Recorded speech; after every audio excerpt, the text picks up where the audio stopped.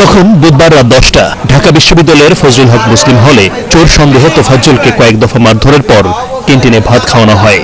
এরপর আবারও মারধর করলে একসময় মারা যান তিনি।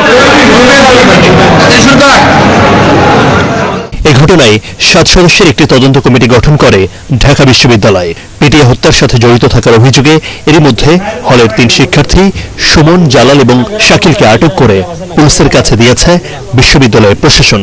ডক্টর সাইফুদ্দিন আহমেদ জানিয়েছেন, এদের মধ্যে জালাল হল শাখা ছাত্রলীগের সাবেক বিজ্ঞান ও প্রযুক্তি সম্পাদক।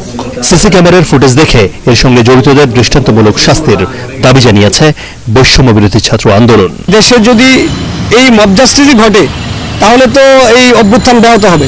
কেউ যদি দোষী হয় তাহলে তদন্ত সাপেক্ষে যথাযথ প্রক্রিয়া মেনে বিচারের আওতায় তাদেরকে নিয়ে আসা। জাহাঙ্গীরনগর বিশ্ববিদ্যালয়েও একই রকম ঘটনা ঘটেছে। বুধবার বিকেলে ক্যাম্পাসে সাবেক শিক্ষার্থী ও ছাত্রলীগ নেতা শামীম মোল্লাকে গণপিটুনি দেওয়া হয়।